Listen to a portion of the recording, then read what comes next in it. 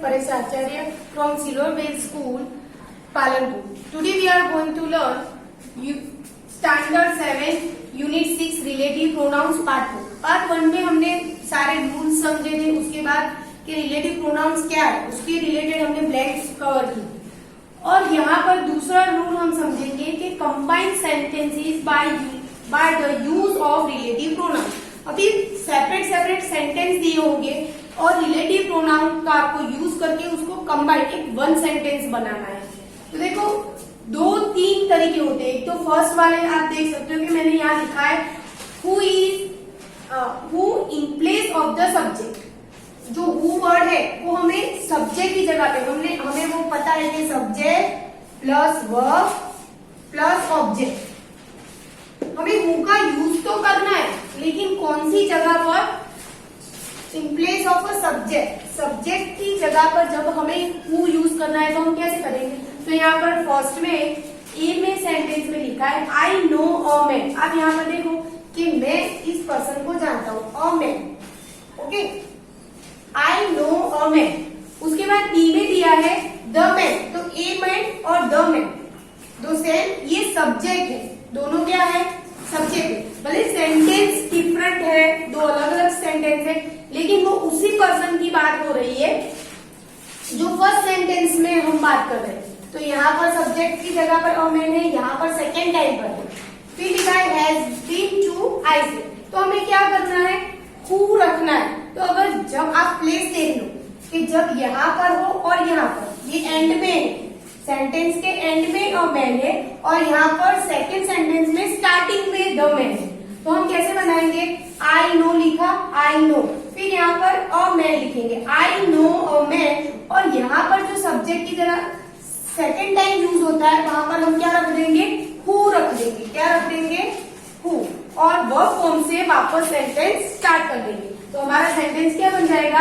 I know a man who has been to Iceland. Okay, understood? बहुत ही simple है। जब दो सब्जेक्ट दिए हैं, अलग अलग सेंटेंस में सब्जेक्ट एक ही है, यहाँ पर भी अ मैन और यहाँ पर द मैन, तो दोनों सब्जेक्ट को मिला के हमें एक सब्जेक्ट करना है और एक सेंटेंस बनाना है। कैसे बनाया? तो I know a man who has been to Iceland. अभी दूसरी तरीके से भी आते हैं, जैसे कि यहाँ पर देखो सेकेंड में द थिफ, तो यहाँ पर फर्स्ट पोजीशन पे सब्जेक्ट आया है। कहाँ आया है? फर्स्ट पोजीशन में। और सेकेंड सेंटेंस में भी फर्स्ट पोजीशन पे आया है। पहले सेंटेंस में कैसा था? फर्स्ट सेंटेंस में लास्ट पोजीशन पे सब्जेक्ट था और सेकेंड सेंटेंस में फर्स्ट पोजीशन पे था, तो डायरेक्ट हमने हु लगा दिया बीच में। इसमें हमें कैसा करना है? तो द थीफ सब्जेक्ट लिखना है, उसके बाद तुरंत हु लिखना है। द थीफ हु यहां पर आ जाएगा। अंडरस्टूड? कि क्या करा हमने? उसमें कैसा था? पूरा सेंटेंस लिखा आई नो अ मैन और बीच में कंजक्शन जैसे यूज करते वैसे हु लगा दिया। लेकिन यहाँ पर कैसा होगा?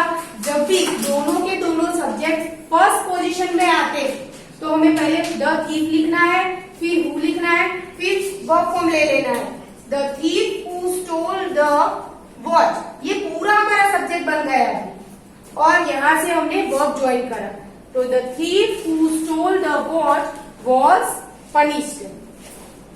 दूसरी क्या बात है कि हु का यूज करना है, हु और whom in place of object. अभी जो आगे के हमने सेंटेंस देखे उसमें हु का यूज एज ए सब्जेक्ट हमें करना था, अभी इन प्लेस ऑफ ऑब्जेक्ट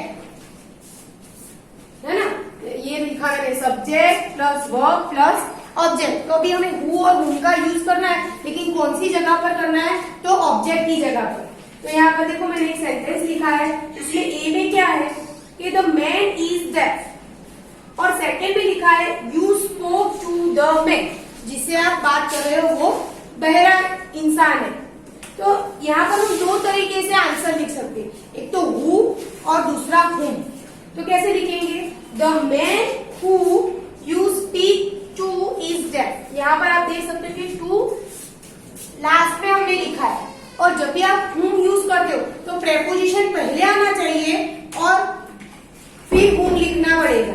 तो हमने यहाँ पर क्या करा? The man to whom you spoke so is dead. ये दो तरीके हैं इसमें। आप हूं का अगर यूज करते हो तो आपको प्रेपोजिशन पीछे लगाना पड़ेगा। अगर आप हूं का यूज कर रहे हो तो प्रेपोजिशन हूं से पहले आएगा, जैसे टू हूं, फॉर हूं, विथ हूं, ऐसे। Understood? Now let's solve the exercise.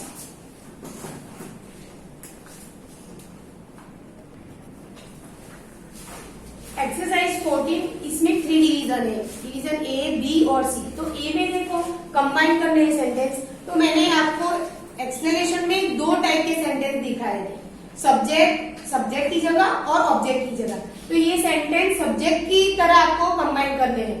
तो फर्स्ट में देखो क्या लिखा है, I met a boy, the boy was very courageous. सबसे पहले आपको क्या करना है, कौन से ऐसे वर्ड है जो रिपीट हुए हैं, है ना? तो यहाँ पर देखो अ बॉय रिपीट हुआ है और सेकंड सेंटेंस में क्या रिपीट हुआ है, द बॉय। ये वाला तो सिंपल सेंटेंस है, आपको सिर्फ हु को कैसे यूज करना है, एज ए कंजक्शन। तो यहाँ पर अ बॉय है, यहाँ पर द बॉय। तो आपको पहले क्या करना है, फर्स्ट वाला सेंटेंस पूरा लिख लो। कैसे लिखोगे, तो आई मेट अ बॉय, और यहाँ पर जो द बॉय है उसकी जगह पे आपको सिंपली हु लगाना है। It's a very easy exercise. तो आपने फर्स्ट सेंटेंस लिख दिया पूरा, फिर आपको द बॉय की जगह जो रिपीट हो रहा है वर्ड, वो उसकी जगह पे आपको यहाँ क्या लगाना है, who. I met a boy who was, ये वर्ब फॉर्म से ज्वाइन कर लो, जैसे टू में हम ज्वाइन करते थे वैसे यहाँ से हु से वर्ब फॉर्म को ज्वाइन करो। Who was very courageous.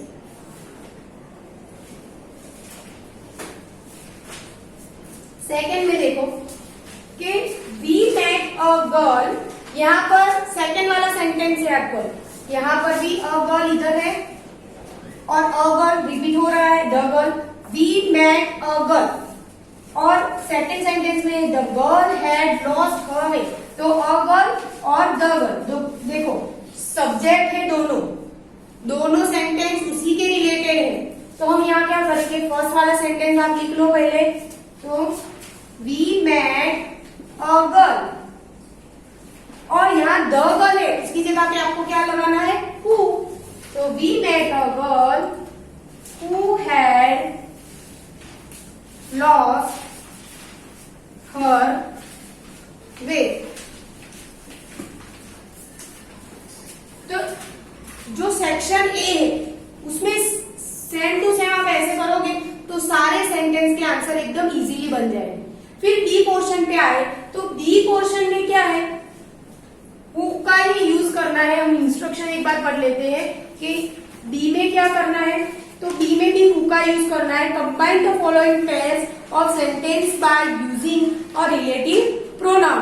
तो यहाँ पर भी हमें हु का यूज करके सेंटेंस लिखने हैं। तो यहाँ पर बी में देखो द मैन इज ऑनेस्ट और द मैन इज ट्रस्टेड। यहाँ पर आपको डिफरेंस समझ में आ रहा है कि ऊपर के सेंटेंस में कैसा था कि अ मैन लास्ट में था और सेकंड सेंटेंस में फर्स्ट पोजीशन पे था। यहाँ पर दो वर्ड जो सेम है वो फर्स्ट पोजीशन पे है, द मैन और the man is honest, and यहाँ पर भी फर्स्ट पोजीशन में है, द मैन इज ट्रस्टेड। तो आपको क्या करना है, पहले द मैन लिख दो, फिर हु लगाना पड़ेगा आपको।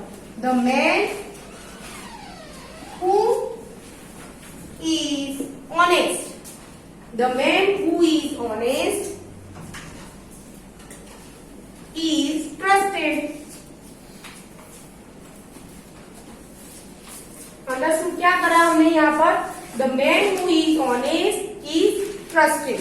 बहुत ही इजी है। यहाँ पर दो जो सब्जेक्ट है वो फर्स्ट पोजीशन में है, यहाँ पर अलग अलग था, एक लास्ट पोजीशन में था और एक फर्स्ट पोजीशन में था। तो उसमें तो बहुत सिंपल वे से आपको फर्स्ट पोजीशन में था वहां हु लगाना था, और यहाँ पर क्या करना है, आपको फर्स्ट सेंटेंस लिखना है हाफ द मैन, उसके बाद हु लगाना है, the man who is honest is trusted.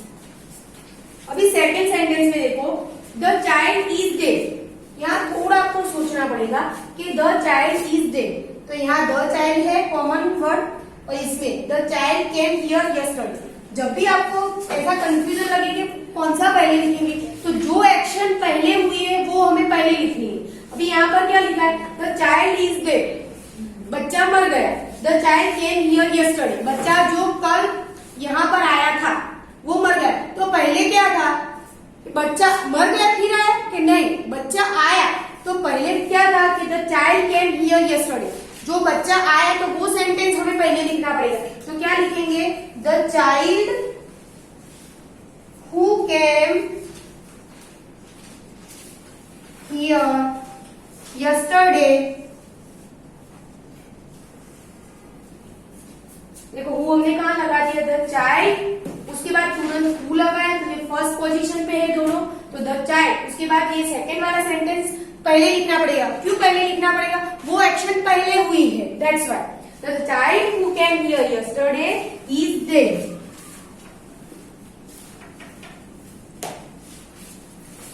ये आप नोट में सेम टू सेम ऐसे करके लिख भी सकते हो।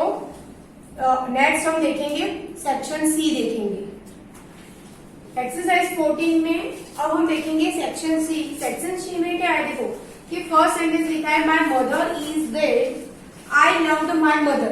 तो यहाँ पर देखो जो मदर है वो ऑब्जेक्ट फॉर्म में आया है, माय मदर इज डेड, मेरी मदर मर गई। तो कौन मर गया, आप कभी भी क्वेश्चन करोगे कि कौन मर गया तो आपको ऑब्जेक्ट मिलेगा, ओके। तो यहाँ पर माय मदर इज डेड, मेरी मदर मर गई। और यहाँ पर भी देखो कि आई लव्ड माय मदर, यहाँ पर आपको क्वेश्चन करना है, सॉरी यहाँ पर नहीं, यहाँ पर आप क्वेश्चन करो कि क्योंकि सब्जेक्ट इधर ही है, ओके। तो आई लव्ड माय मदर, तो मैं किसको प्यार करता हूँ, तो मेरी मदर से। तो माय मदर क्या बन जाती है, ऑब्जेक्ट। सबसे पहले तो आप कॉमन वर्ड ढूंढो, तो यहाँ पर माय मदर था, यहाँ पर माय मदर है। अभी आप क्वेश्चन पूछो subject plus verb plus object, पूरा सेंटेंस जिसमें दिया है उसको आप क्वेश्चन करो। तो माय मदर जो है वो यहाँ पर ऑब्जेक्ट की जगह पर आया है, तो यहाँ पर आप हु और हुम दोनों यूज कर सकते हो। तो यहाँ पर आंसर आपके 2 आंसर बनेगा। तो कैसे बनेगा, तो my mother whom I loved is dead। और सिंपल वे आप जहां पर whom मैंने लिखा है वहां पर who लिख दोगे कि my mother who I loved is dead। लेकिन अच्छा whom वाला लग रहा है, that's why I write whom, okay। तो my mother whom I loved is dead। Second में हम देखेंगे the ladies have arrived, I was speaking of them। तो यहाँ प्रोनाउन यूज कर दिया है। यहाँ दोनों सेंटेंस में आपको कॉमन सही तरीके से नहीं दिखेगा कि यहाँ तो कोई वर्ड सेम है ही नहीं है।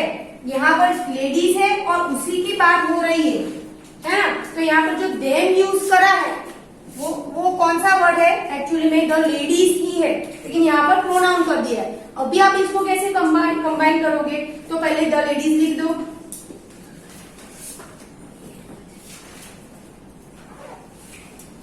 the ladies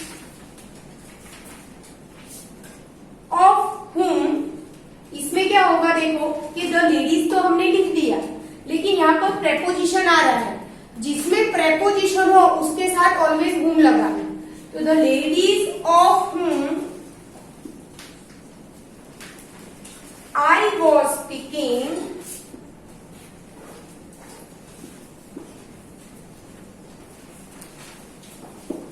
have arrived।